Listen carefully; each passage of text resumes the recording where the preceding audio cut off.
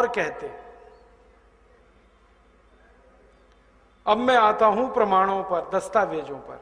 हमारे भारत में अंग्रेजों की जब ईस्ट इंडिया कंपनी आई 1618 में, तो इस ईस्ट इंडिया कंपनी का जो सबसे पहला अधिकारी आया उसका नाम था थॉमस रो।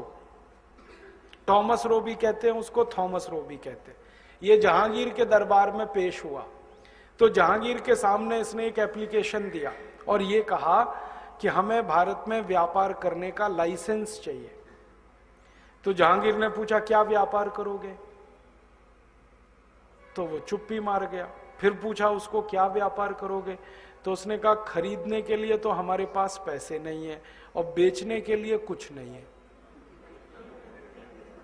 हाँ, यही उत्तर दिया था जहांगीर को। जहांगीर ने पूछा था तुम क्या बेचोगे यहां पर, व्यापार का मतलब तो कुछ बेचना और कुछ खरीदना। जहांगीर को मालूम नहीं था व्यापार का और भी कोई मतलब होता है। अंग्रेजों का एक शब्द है TRADE, ट्रेड। ट्रेड का एक मतलब है व्यापार, ट्रेड का दूसरा मतलब है लूट मार। जैसे एक शब्द के कई अर्थ होते हैं ना, हमारे हिंदी में एक शब्द है कनक। कनक का एक अर्थ है धतूरा, कनक का एक अर्थ है सोना, कनक का एक अर्थ है गेहूं। वैसे ही ट्रेड एक शब्द है अंग्रेजी का, इसका एक मतलब है व्यापार, खरीदना बेचना, और दूसरा मतलब है लूट मार, प्लंडरिंग। आप अंग्रेजी डिक्शनरी पढ़ो, 16वीं सेंचुरी की वेबस्टर डिक्शनरी मैंने ढूंढी तो उसमें ट्रेड के सामने लिखा है प्लंडरिंग, लूट मार। तो ये आया थॉमस रो, तो इसने जहांगीर को कहा कि हम ट्रेड करेंगे, ये नहीं कहा व्यापार करेंगे, ट्रेड करेंगे। जहांगीर को लगा कि कुछ बेचेगा कुछ खरीदेगा, हाँ, और अंग्रेजों का था हम तो लूट मार करेंगे, है ही नहीं हमारे पास कुछ बेचने को और खरीदने को पैसे नहीं। खरीदने को पैसे क्यों नहीं थे, क्योंकि ईस्ट इंडिया कंपनी दिवालिया कंपनी थी, कुछ था ही नहीं उनके पास। मैंने ईस्ट इंडिया कंपनी की पहली मीटिंग की रिपोर्ट निकाली, मिनट्स। पहली मीटिंग हुई इनकी 1599 में। उस मीटिंग में प्रस्ताव हुआ कि ये कंपनी बनेगी और नाम इसका ईस्ट इंडिया रखा जाएगा। क्यों भाई, ये तो अंग्रेजों का नाम नहीं है। ईस्ट इंडिया ये तो भारतीय नाम है, अब अंग्रेज भारतीय नाम क्यों रखेंगे, कुछ तो रहस्य होगा। ईस्ट लंदन क्यों नहीं रखा, east London company, east Yorkshire company क्यों नहीं रखा, या वेस्टमिंस्टर कंपनी क्यों नहीं रखा उसका नाम। वेस्टमिंस्टर तो एक जगह है ना लंदन में बड़ी मशहूर, जहां से उनकी सारी राजनीति चलती है और सारी दुनिया को गुलाम बनाने की साजिशें वहां रची जाती हैं। तो वेस्टमिंस्टर कंपनी क्यों नहीं रखा उसका नाम, ईस्ट इंडिया क्यों। तो उसकी कहानी पता चली कि भारत का जो पूर्वी इलाका है माने बंगाल,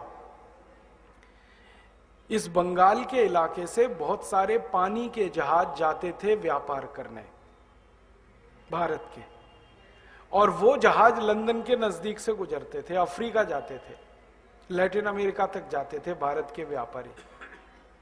तो जब पानी के जहाज गुजरते थे लंदन के नजदीक, तो अक्सर ये अंग्रेज उनको लूटा करते थे पानी के जहाजों को, क्योंकि अंग्रेजों का मुख्य व्यवसाय यही था, लूट मार।